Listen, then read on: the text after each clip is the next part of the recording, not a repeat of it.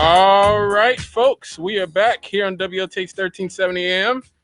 I am Scott Cannon. Over the phone is Reverend Dale. 219-885-1371 is the number. And Reverend Dale, Yes, sir. we're both very proud Hoosiers, right? Yes, sir. Yes. Matter of fact, you know what, Scott? No Yes. matter where I've lived, I always rep Indiana. Yes, we do. And finally, we have an honor that we as Hoosiers can be very proud of. Hold on, caller. We have a very big honor that we can all be proud of. Okay. It just so happens that our state, the great state of Indiana, leads the nation in toxic pollution emitted per square mile. Wow. Yes. Really? Yes. We lead the nation in toxic pollution emitted per square mile. How is that possible? According to a U.S. EPA agency report, in 2019, 882 facilities deposed 123.3 million pounds of chemicals harmful to human beings or the surrounding environment, according to the Toxic Release Inventory and EPA report published annually within the EPA's Region 5, spanning 6 Midwest states. Indiana ranks first. We're first, Wow. accounting for 27%, followed by Ohio. Boo! Boo, Ohio. Wow. Boo, Illinois. Boo, Michigan. And Wisconsin. Now, And Minnesota. You said in the region. Yeah, no. Within the region, we rank first in the highly toxic Region 5, because we have all the mills here. Right.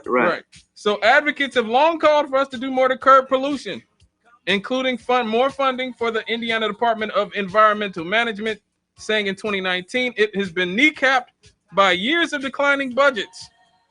The agency's funding fell 20% from 2007 to 2018, hampering its ability to protect the public. According to the Washington, D.C.-based Environmental Integrity Project, the agency's culture has traditionally been to work with businesses before issuing fines. Now, Indiana's top ranking for pollution was especially alarming because it ranked 9th in the country in cancer deaths per capita. 4 of the state's 10 highest polluting industrial facilities were right here in Northwest Indiana.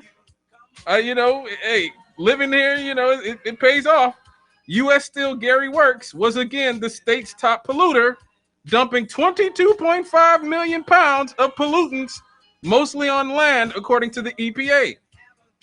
It also released 312,000 pounds into the air. Wow. 268,000 pounds into water, and an additional 287,000 pounds through off-site disposal and other discharges. Yes. And so, and let me remind you, they do not pay the taxes that they used to pay many years ago. They pay very little taxes now to occupy and kill Lake Michigan. And they also really don't hire that many people from Gary anymore. Right. Okay. Now also, AK Steel Rockport Works, a mill near the Kentucky border, ranks second with 20 million pounds of pollutants discharged into the air, 1.7 million pounds on land, and 815,000 pounds in the off-site disposal. Also, third, ArcelorMittal's Indiana Harbor Steel Mill came in third with 6.8 million pounds of toxic releases. That makes me feel horrible because like half of my family worked at Inland Steel / Mittal Harbor, including people in my family very close to me. And they actually emitted 218,000 pounds of airborne releases and 158,000 pounds into the water. NIPSCO's generating station, their RM Schaefer generating station, was 8th. Burns Harbor, ArcelorMittal Burns Harbor was 9th And so Indiana accounted, our great state, our great state accounted for 2.3 billion pounds of industrial waste in 2019. Wow.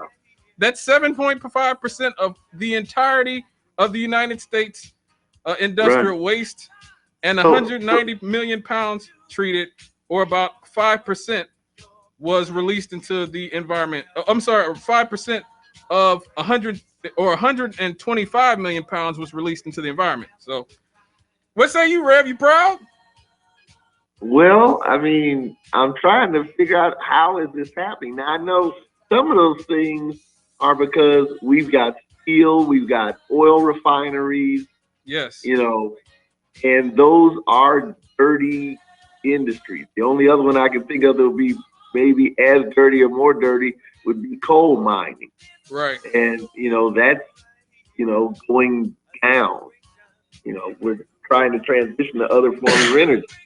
So I don't know how you solve that other than, on the one hand, getting away from fossil fuels altogether, which takes care of the refineries, I guess. And then the steel mill, you know, they're not using as many of their buildings. They've automated a lot of their stuff, but the process is still the same, Right. and it still puts all these toxins into play. I agree. I think. Well, you know what? I look at it like this: it's not as bad as it was when I was a child, Well, that may be true. So I think we've but it's become more. still not. It's not the Garden of Eden. It's not pristine wilderness. Right. It's an industrial. It's part of the consequence of being a heavy industry town. Right. I just wonder. I guess that manufacturing doesn't produce as many pollutants. Like manufacturing Right. automobiles apparently doesn't produce as much pollutant. Right. And I think a lot of people, everybody out there who is proud of this record, they should call our Attorney General, Todd Rokita, at 317-232-6210. Let him know how proud you are to have the most polluted, at least the state that emits the most pollution in America, the most toxic waste into the environment, because really he really deserves a lot of credit for turning his back and looking away while the environmental protection agencies, even the ones within our particular state, have been defunded, and a lot of these dumpers have not been prosecuted in the slightest. They've been allowed to do whatever the hell they want and dump where they want to dump for the most part. And hey, I'm just saying, if you really want to congratulate somebody, you can always congratulate our Attorney General.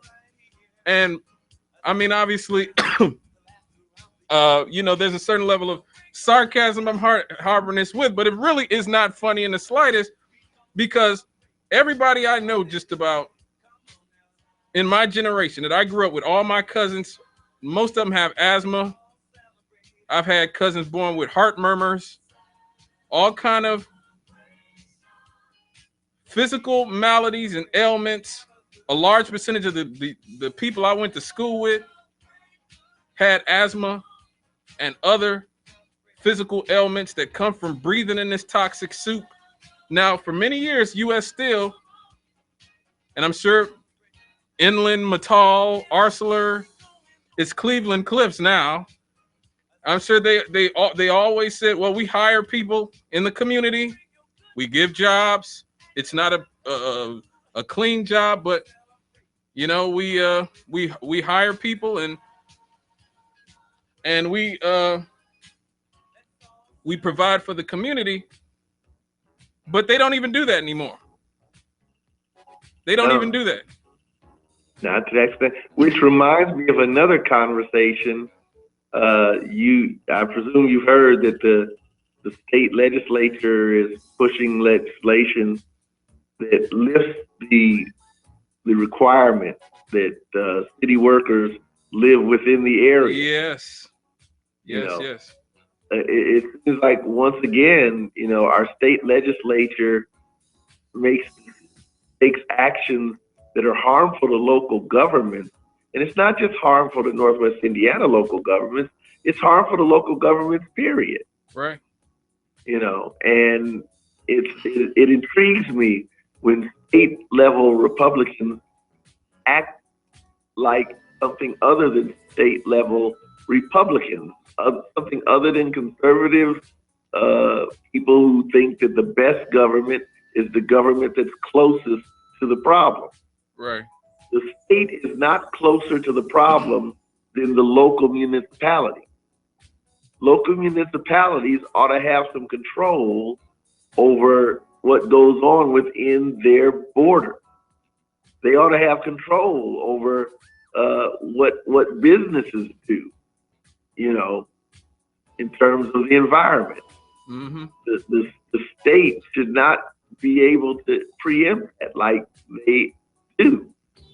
And I'm trying to figure out which party is this again that's in charge in Indianapolis. Oh, it's 6:58, Rev. Do you got to go? Yeah, I do.